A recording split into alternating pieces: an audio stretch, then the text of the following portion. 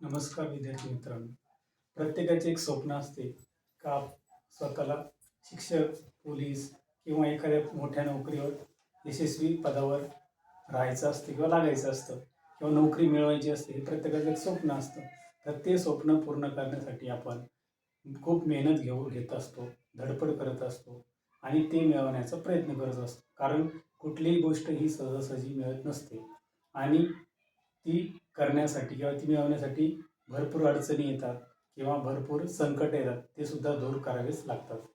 तर या समाजामध्ये जसा पुरुष हा प्रत्येक गोष्टीसाठी लढतो, तसा स्त्री देखील पुढे आहे. आज स्त्री देखील कमी नाही. तर तुम्हाला माहीतच आहे, भरपूर ठिकाणी स्त्रिया देखील आज प्रत्येक क्षेत्रामध्ये देखील पुढे जात आहे. मग ते पोलीस बनणं असेल, शिक्षक बनणं असेल किंवा वकील बनणं असेल, रेल्वे चालवणं असेल किंवा इतर खेळ पण असतील. मग तुम्हाला क्रिकेट हा खेळ तर माहीतच आहे. या खेळामध्ये तुम्हाला माहीत आहे की 11 खेळाडूंचं नेतृत्व करणारी जी व्यक्ती असते, त्यास आपण काय म्हणतो? कॅप्टन म्हणत असतो. बरोबर?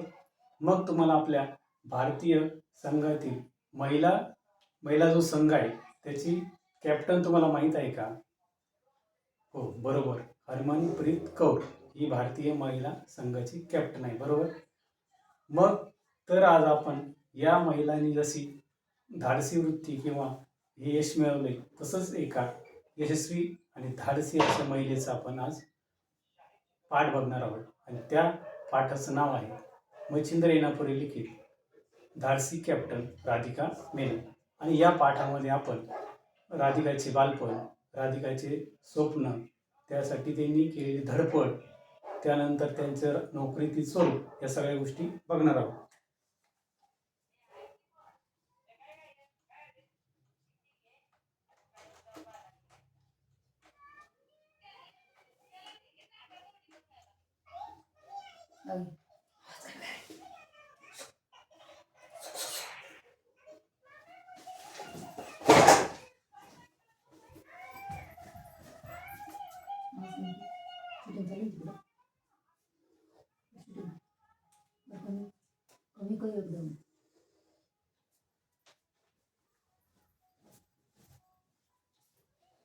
मी मोठ्या आवाजात वाचतोय, सर्वांनी खाली पुस्तकात बघायचं आहे.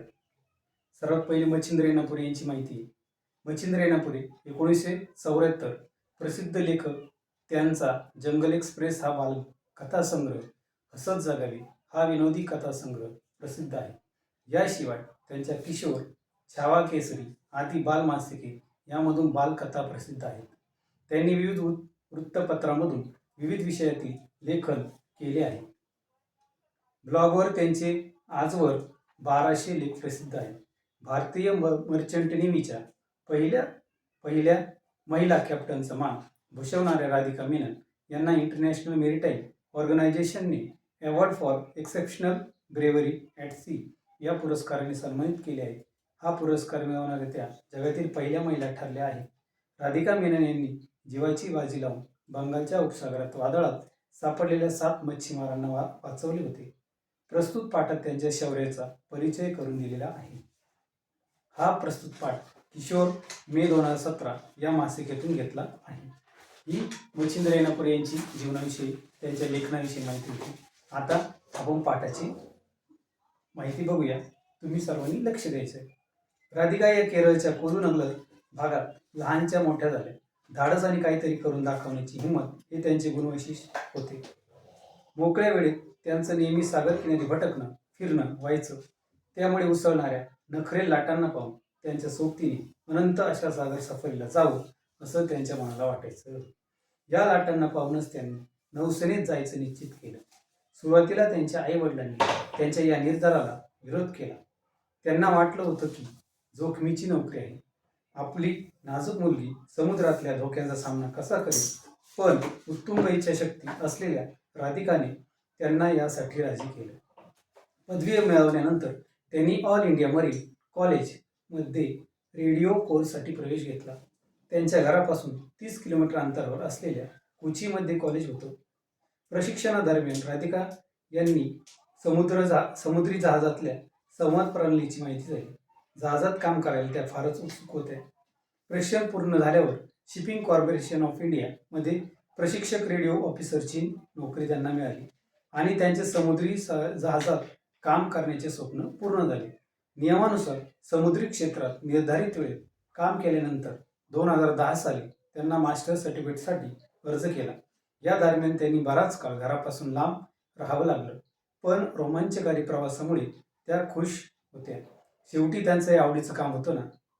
आता लक्ष होतं त्यांचं समुद्री जहाजाची कमान सांभाळायची.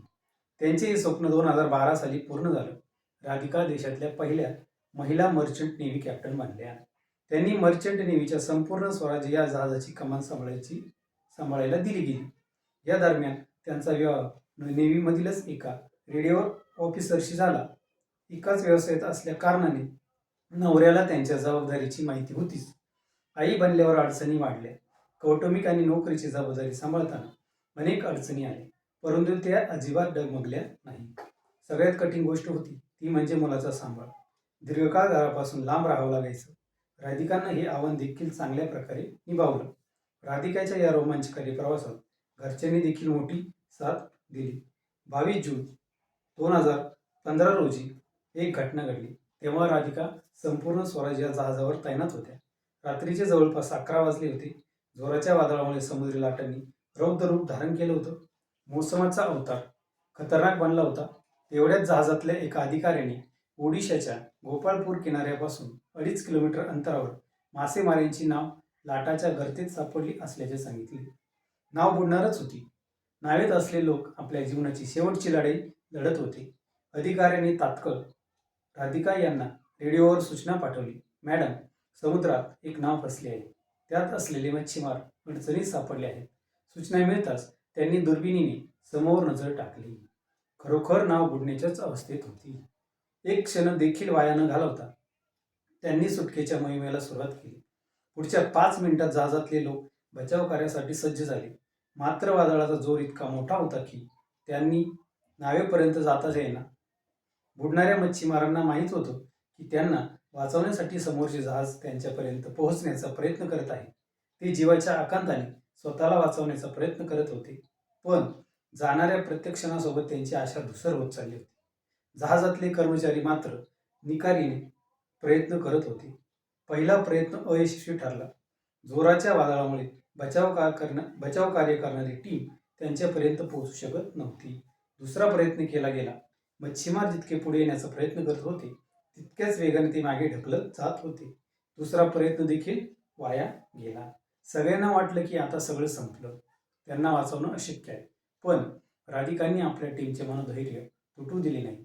त्यांनी तिसऱ्यांदा आपल्या टीमला पुढे जाण्याचा आदेश दिला. राधिका सांगतात की त्यावेळी समुद्रात 9 मीटरच्या उंच लाटा उसळत होत्या.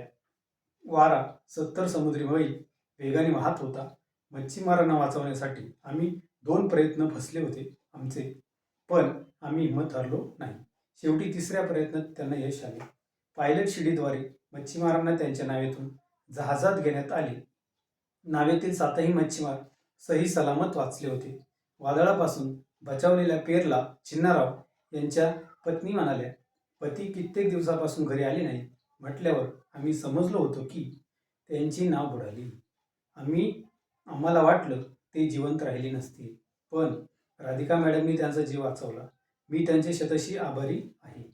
या साहसी अभियानासाठी आंतरराष्ट्रीय मेरीटाईम संस्थेने त्यांना award for exceptional bravery at sea या पुरस्काराने सन्मानित केले. मर्चंट नेव्हीच्या राधिका मेनन या पहिल्या महिला अधिकारी आहेत ज्यांना हा सन्मान मिळाला आहे.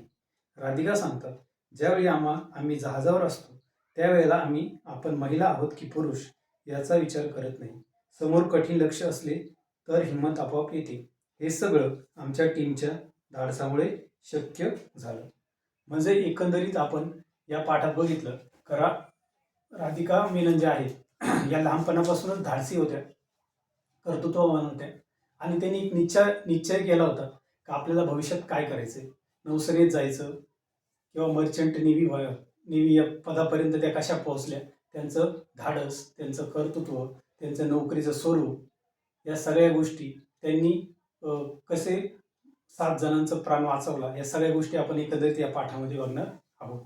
सगळ्यात पहिला गोष्ट जी बघणार आहे आपण, पहिला मुद्दा बघणार आहे तो आहे त्यांचे बालपण, राधिका मेनन यांचे बालपण. तर आता मी वाचतोय, सगळ्यांनी लक्ष द्यायचे परत एकदा. राधिका एक केरळच्या कोदुनगलर भागात लहानच्या मोठ्या झाल्या. धाडस आणि काहीतरी करून दाखवण्याची हिंमत हे त्यांचे गुणविशेष होते. मग राधिका कुठं राहायचं? या केरळच्या कोदुनगलर भागामध्ये. आणि लहानपणापासूनच त्या धाडसी होत्या आणि काहीतरी करून दाखवण्याची हिंमत हे त्यांचे गुणविशेष.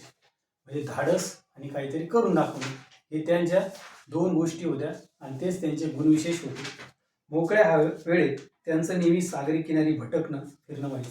आता केरळचा भाग हा समुद्र किनाऱ्याजवळच असल्यामुळे त्यामुळे नेहमी त्या मोकळ्या वेळेत, म्हणजे जेव्हा रिकामा वेळ असायचा त्यावेळेस ते नेहमी सागर किनारी भटकणं किंवा फिरायला जायच्या किंवा तिथं भटकायच्या. त्यामुळे उसळणाऱ्या नखरे लाटांना पाहून त्यांना त्यांच्या सोबतीने अनंत अशा सागर सफारीला जावं असं वाटायचं. सागर सफारी म्हणजे काय? का समुद्रामध्ये बोटेने किंवा नौकेने प्रवास करणे.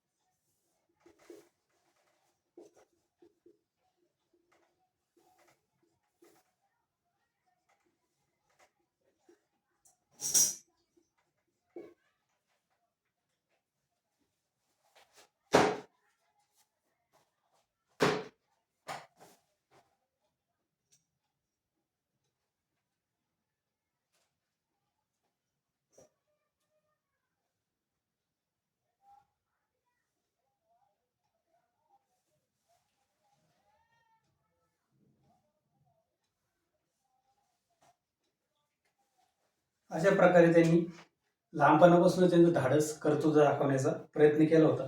त्यामुळे उसळणाऱ्या नखरे लाटांना पाहून त्यांना असं वाटायचं नेहमी सागर सफारीला. मग सागर सफारी म्हणजे काय? समुद्रामध्ये बोटेने किंवा जहाजाने प्रवास करणे, यालाच आपण सागर सफारी असे म्हणतो. असे त्यांच्या मनाला नेहमी वाटायचं. आणि तिथं त्या लाटा बघून जेव्हा फिरत असतील तेव्हा त्या लाटांना बघूनच त्यांना वाटायचं का आपण नौसेनेत जायचं. कारण का? नेहमी सागर किनारी फिरणं, भटकणं, त्याच्यामधून त्यांना त्या लाटा वगैरे हे सगळे गोष्टी आवडायच्या. आणि त्या समुद्रात असणारे जहाज दिसायचे, त्यातून प्रवास करायला लोक दिसायचे. यामधूनच त्यांना असं वाटायचं आपण सुद्धा नौसेनेत गेलं पाहिजे. आणि हेच त्यांनी त्यांच्या मनात ठरवलं पण होतं का आपण नौसेनेतच जायचं. सुरुवातीला त्यांच्या आईवडिलांनी त्यांच्या या निर्धाराला विरोध केला. म्हणजे राधिका मेनन यांनी जे ठरवलं होतं का आपल्याला नौसेनेत जायचं, हा जो निर्धार केला होता, म्हणजे निश्चय केला होता, निर्धार म्हणजेच निश्चय,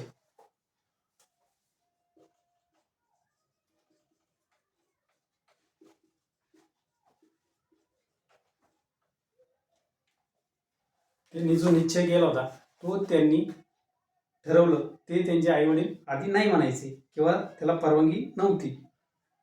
त्यांना वाटलं होतं की जोखमीची नोकरी, जोखीम म्हणजे खूप धोका असणारी, जोखीम म्हणजे काय? धोका असणारी, का जिथे खूप अडचणी असतात, धोके असतात.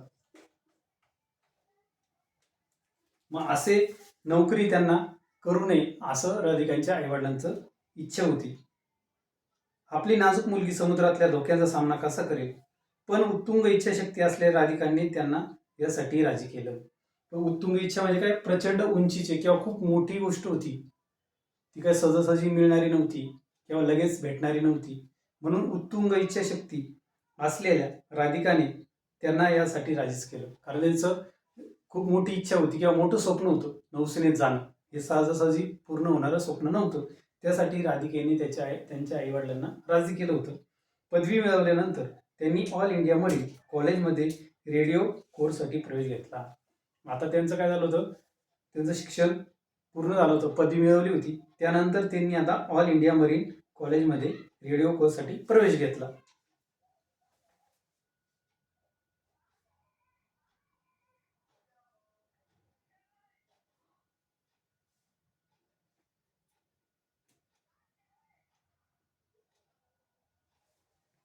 आता दुसरा पॉईंट जो आपण बघणार आहे, राधिकाच्या नोकरीचे स्वरूप.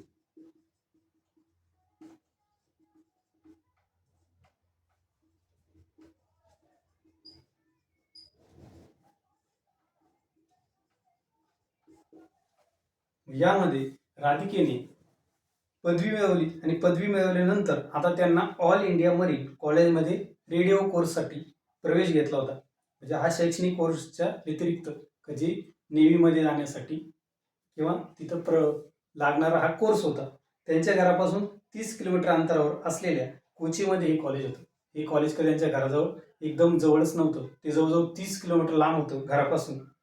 प्रशिक्षणादरम्यान राधिका यांनी समुद्री जहाजातल्या संवाद प्रणालीची माहिती झाली आणि या प्रशिक्षणामध्ये जहाजावर जी संवाद प्रणाली असते, म्हणजे एक जहाजापासून दुसऱ्या जहाजामध्ये किंवा एकमेकांना ते कसे संवाद साधतात किंवा एकमेकांना कसा माहिती किंवा संदेश पोहोचवतात याची माहिती त्यांना मिळाली होती. जहाजात काम करायला त्या फार उत्सुक होत्या, कारण का त्यांना त्यांचं ते आवडीचं काम होतं, स्वप्न होतं का आता आपण जहाजामध्ये कसं काम करावं किंवा कसं काम करायला मिळेल, कोणत्या कोणत्या नवीन गोष्टी शिकायला मिळतील, हे सगळं त्यांना करण्यासाठी त्या फार उत्सुक होत्या. प्रशिक्षण पूर्ण झाल्यावर शिपिंग कॉर्पोरेशन ऑफ इंडिया मध्ये प्रशिक्षक रेडिओ ऑफिसरची नोकरी त्यांना मिळाली. आता त्यांचा हा कोर्स पूर्ण झाला आणि त्यांना शिपिंग कॉर्पोरेशन ऑफ इंडिया इथे त्यांना प्रशिक्षक रेडिओ ऑफिसरची नोकरी मिळाली आणि त्यांचे समुद्री जहाजात काम करण्याचे स्वप्न पूर्ण झाले. म्हणजे त्यांनी त्यांच्या स्वप्नाकडचं एक पाऊल टाकलं गेलं का त्यांना रेडिओ ऑफिसरची एक पहिली नोकरी मिळाली. नियमानुसार समुद्री क्षेत्रात निर्धारित वेळेत काम केल्यानंतर 2010 साली त्यांनी मास्टर सर्टिफिकेटसाठी अर्ज केला. मग त्यांचं जे काम होतं निर्धारित वेळेत तेवढं काम पूर्ण झाल्यानंतर 2010 साली त्यांना मास्टर सर्टिफिकेटसाठी अर्ज केला. म्हणजे या दरम्यान त्यांना बराच काळ घरापासून लांब राहावं लागलं आणि या वेळेमध्ये जे व्यक्तींना जी नोकरी लागली, नोकरीचा जो कालावधी गेला, या कालावधीमध्ये ते घरापासून बराच वेळ लांब होते किंवा खूप अंतरावर होते. पण रोमांचकारी प्रवासामुळे त्या खुश होत्या. आता रोमांचकारी प्रवास म्हणजे काय? थरारक किंवा उत्कंठावर्धक. रोमांचकारी प्रवास म्हणजे थरारक किंवा उत्कंठावर्धक.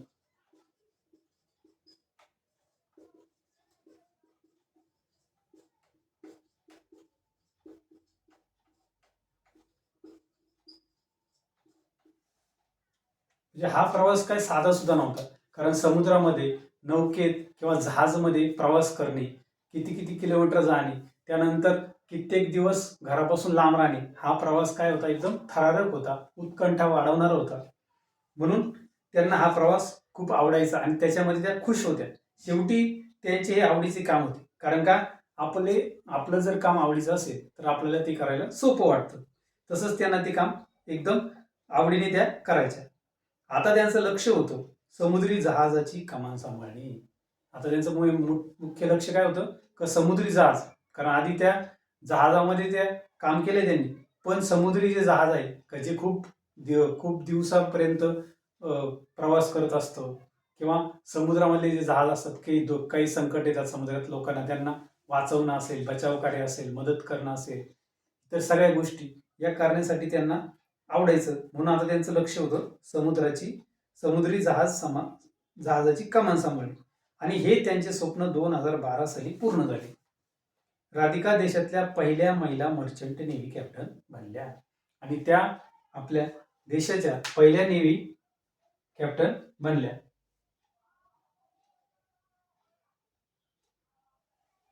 हा आपला पॉइंट आहे. काय? राधिका मेनन या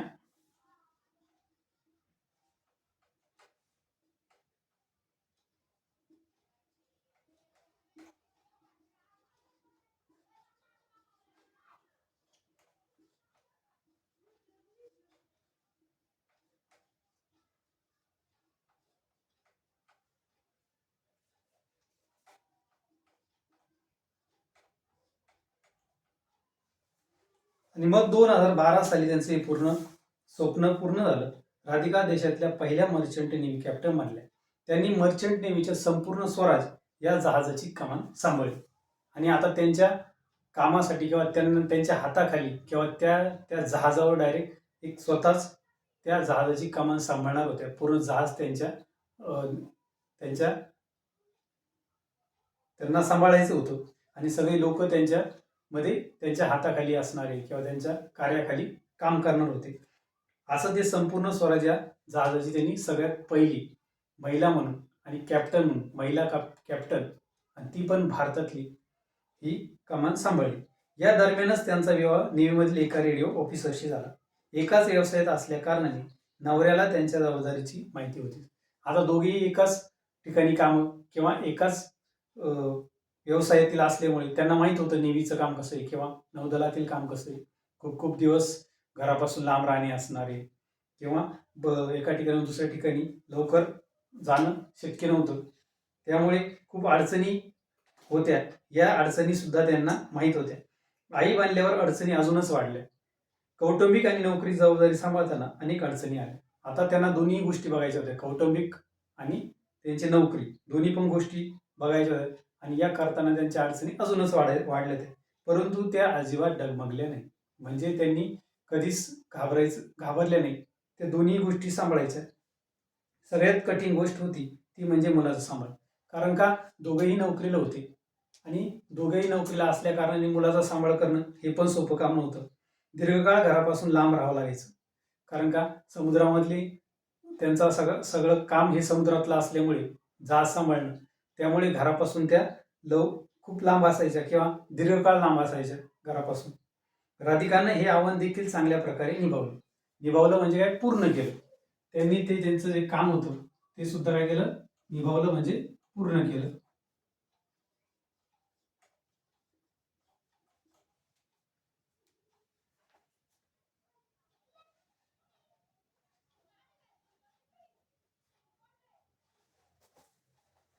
मग आता त्या पुढे बघणार आहे. सगळ्यात कठीण गोष्ट ही त्यांची होती तरी त्यांनी ती केली. राधिकाने आव्हान देखील चांगल्या प्रकारे निभावलं. राधिकाच्या या रोमांचकारी प्रवासात घरच्यांनी देखील मोठी साथ दिली.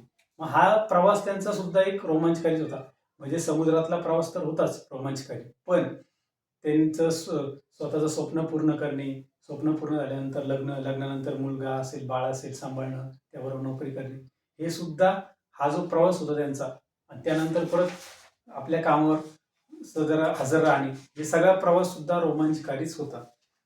मग आता पुढचा जो जो पॉइंट आहे आपला, जो मुद्दा आहे तो आहे राधिकांची धाडस.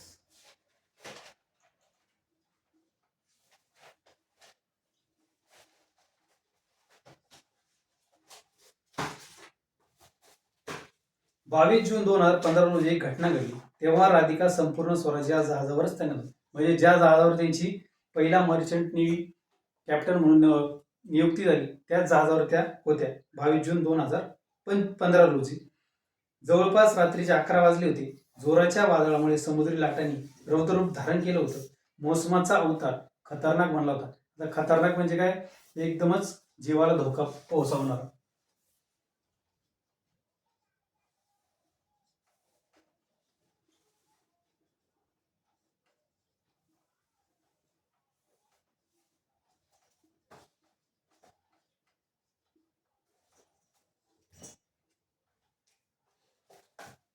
खतरनाक बनला होता. तेवढ्याच जहाजातल्या एका अधिकाऱ्याने ओडिशाच्या गोपाळपूर किनाऱ्यापासून 2.5 किलोमीटर अंतरावर मासेमाऱ्यांची नाव लाटेच्या गर्दीत सापडली असल्याचे सांगितले. म्हणजे 22 जून 2015 रोजी त्या दिवशी रात्री 11 वाजता राधिका मेनन या संपूर्ण स्वराज या जहाजावरच होत्या आणि त्यांना एक कारण वादळी वारे यामुळे खूप प्रचंड असं वातावरण समुद्रात तयार झालं होतं आणि या वातावरणामध्येच मोसम सुद्धा एकदम भयानक झाला, प्रचंड धोका देणारा झाला होता.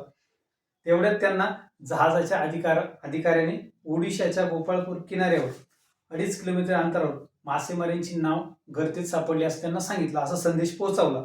नाव बुडणारच होती. नावात असले लोक आपल्या जीवनाची शेवटची लढाई लढत होते.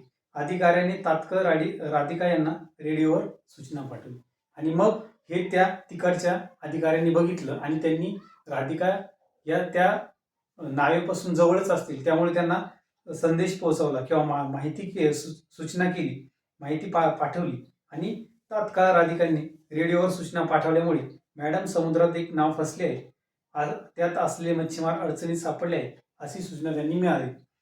मग त्यांनी क्षणही वाया न घालवता दुर्बिणीने समोर नजर टाकली आणि खरोखरच नाव बुडण्याच्या स्थितीत होते आणि त्यांनी बघितलं एवढं वादळ वारं याने लाटा समुद्री एकदम रौद्र अवतार घेतला होता आणि याच्यामध्ये ही नाव अटकली होती. त्यामधले जे लोक होते ते पण बुडणार होते, ती नाव बुडणार होती असा संदेश त्यांना मिळताच त्यांनी लगेच दुर्बीण नजर टाकली आणि बघितलं.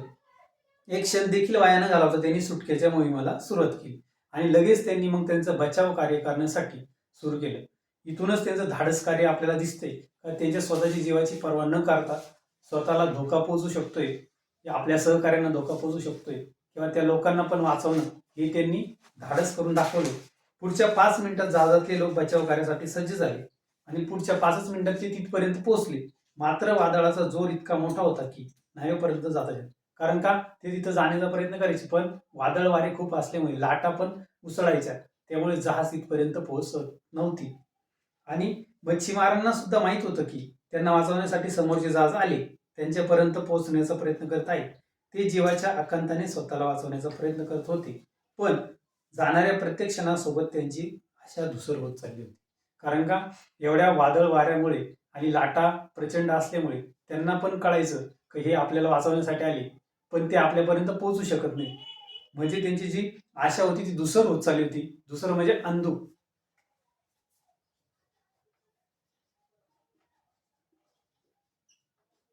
किंवा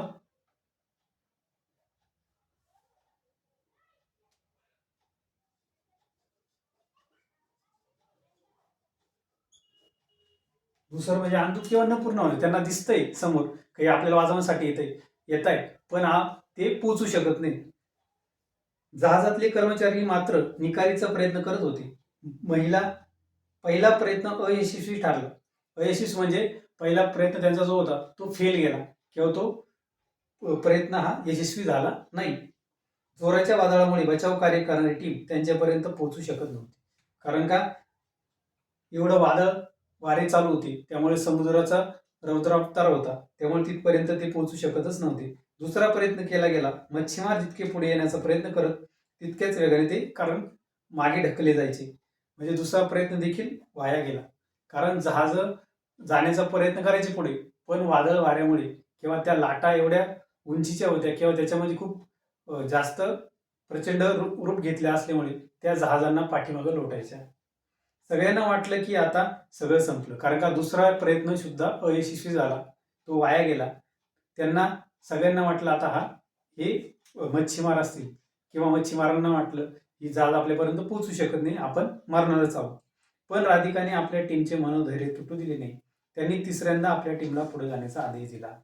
मग त्यांनी 2 प्रयत्न वाया गेले, फेल गेले, तरी सुद्धा तिसरा प्रयत्न केला. कर्मचाऱ्यांचे मनोधैर्य म्हणजे काय, मनाची जी शक्ती इच्छा आहे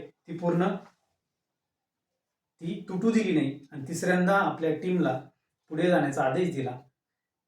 आदेश म्हणजे हुकूम.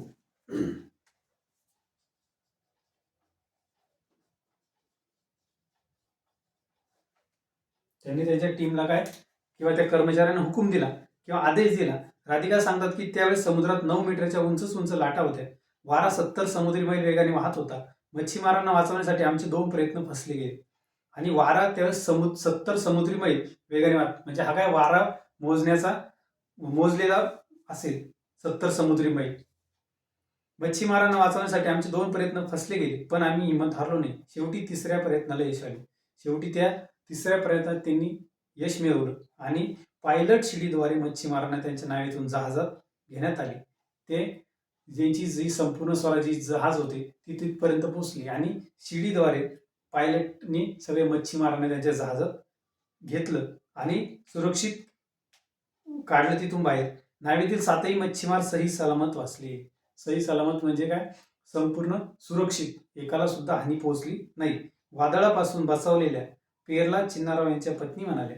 मग त्या वादळात 7 जण जे वाचले होते त्यामधील एकाची पत्नी बायको काय म्हणती, पेरला चिन्नाराव त्या व्यक्तीचं नाव आहे. त्यांची बायको म्हणती, पती कित्येक दिवसापासून घरी आले नाही. म्हटल्यावर आम्ही समजलो होतो की त्यांची नाव बुडाली. आता खूप दिवस झाले समुद्रामध्ये जाणे, मच्छीमारी किंवा मासे पकडणे यासाठी खूप दिवस लागतात. त्यामुळे घरच्यांना पण वाटलं आता एवढे दिवस झाले हे काय येत नाही, त्यामुळे हे नाव बुडाली असेल किंवा हे जिवंत नसेल असे त्यांना वाटत होते. पण राधिका मॅडमनी त्यांचा जीव वाचवला. मी त्यांचे शतशी आभारी आहे. आणि त्यांनी त्यांच्या भावना व्यक्त केल्या का यांना वाचवलं, खूप मोठं काम त्यांनी केलंय. या साहसी अभियानासाठी आंतरराष्ट्रीय मेरीटाईम संस्थेने त्यांना award for exceptional bravery at sea या पुरस्काराने सन्मानित केले. हे जे साहस दाखवलं, धाडस दाखवलं, त्यासाठी त्यांना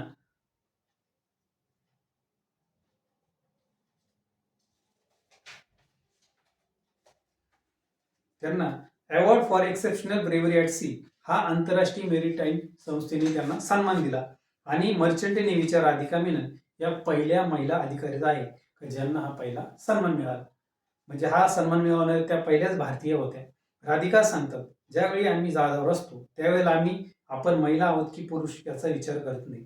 म्हणजे त्यांनी दाखवलं का स्त्री पुरुष हे दोन्हीही समान आहे आणि महिला सुद्धा प्रत्येक कार्यात पुढे जाऊ शकते हा संदेश पण त्यांनी दिला. समोर कधी लक्ष असेल तर हिंमत आपोआप येते. हे सगळं आमच्या टीमच्या धाडसामुळे शक्य झालं. आणि त्यांनी हे बचाव कार्य जे केलं ते स्वतः फक्त एकट्याने न करता टीमच्या कर्मचाऱ्यांनी सगळ्यांनी मिळून सहकार्य करून हे धाडसी कार्य केलं, ही बचाव कार्य केलं असं ते म्हणतात. आणि सगळ्यांनाच त्या धाडसामध्ये त्यांनी हे सामावून घेतलं. अशा प्रकारे त्यांनी आपण या पाठामधून आज बघितलं का राधिका मेनन यांचं लहानपणापासूनच धाडसी वृत्ती होती आणि काहीतरी करण्याचं, नौसेनेत जाण्याचं स्वप्न त्यांनी लहानपणीच बघितलं होतं, सागर सफारीला जाणं. त्यामधूनच मग त्यांनी त्यांचं शिक्षण पूर्ण केलं, रेडिओ कोर्स केला. त्यानंतर रेडिओ ऑफिसर म्हणून त्यांची स्वतःची नेमणूक झाली. त्यानंतर हे प्रथम पाऊल होतं त्यांचं नौसेनेतलं. आणि त्यांचं जे स्वप्न होतं का आता समुद्री जहाज जे असते त्याची कमान सांभाळणे, हे सुद्धा त्यांनी 2012 साली त्यांची जे स्वप्न होतं ते पूर्ण झालं आणि संपूर्ण स्वराज्य या जहाजाची त्यांनी कमान सांभाळली. हळू नंतर मग त्यांचं लग्न देखील झालं. लग्न त्याचे नेव्हीमधल्याच ऑफिसरशी झाले, नेव्हीच्याच ऑफिसरशी झालं. आणि त्यांनी मग कुटुंब आणि नोकरी हे दोन्ही गोष्टी सांभाळल्या. आणि हा प्रवास सुद्धा खूप खडतर होता, रोमांचकारी होता असं त्या म्हणतात. आणि मग त्यांनी त्यांचं धाडसी कार्य दाखवलं. 22 जून 2015 रोजी 7 मच्छीमारांची जी एक बोट होती, नाव होती, जी बुडणार होती, त्या 7 लोकांना त्यांनी वाचवलं स्वतःच्या जीवाची पर्वा न करता. त्यांच्या टीमच्या किंवा जहाजावर जे कर्मचारी होते त्या सगळ्यांनी मिळून त्या 7 मच्छीमारांना वाचवलं. आणि त्यांना म्हणूनच आता धाडसी कॅप्टन राधिका मेनन देखील म्हणतात. आणि त्याच्यासाठी त्यांना वेगवेगळे पुरस्कार देखील मिळाले. आणि त्यांची आज स्त्री म्हणून त्या सांगताय का स्त्री ही पुरुषांप्रमाणेच खंबीरपणे पुढे जाणारी आहे. आणि ते सुद्धा पुरुषाच्या खांद्याला खांदा लावून पुढे जाऊ शकताय, एखाद्या क्षेत्रात कर्तृत्व गाजू शकताय, असं आपण आज या पाठामध्ये बघितलं. अशा प्रकारे आपण धाडसी कॅप्टन राधिका मेनन आणि त्यांचे बालपण, त्यांचे धाडस, नोकरीतील स्वरूप, त्यांचे धाडस आणि त्यांना मिळालेले वेगवेगळे पुरस्कार या सगळ्या गोष्टी बघितल्या. तर आज आपण हा जो पाठ बघितलाय यावरून तुम्हाला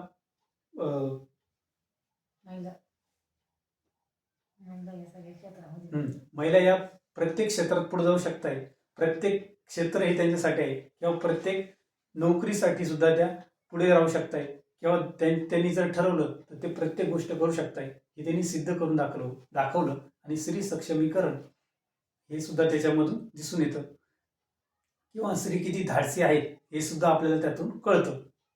तर या पाठातून आपण तुम्हाला ज्या वेगवेगळ्या आपल्या आजूबाजूला असणाऱ्या महिला आहेत, धाडसी महिला असतील, शूर महिला असतील किंवा ज्यांनी समाजकार्य केलेले किंवा वेगवेगळ्या नोकरी किंवा वेगवेगळ्या क्षेत्रातल्या महिला आहेत, त्यांच्याविषयी तुम्हाला माहिती लिहून आणायची आणि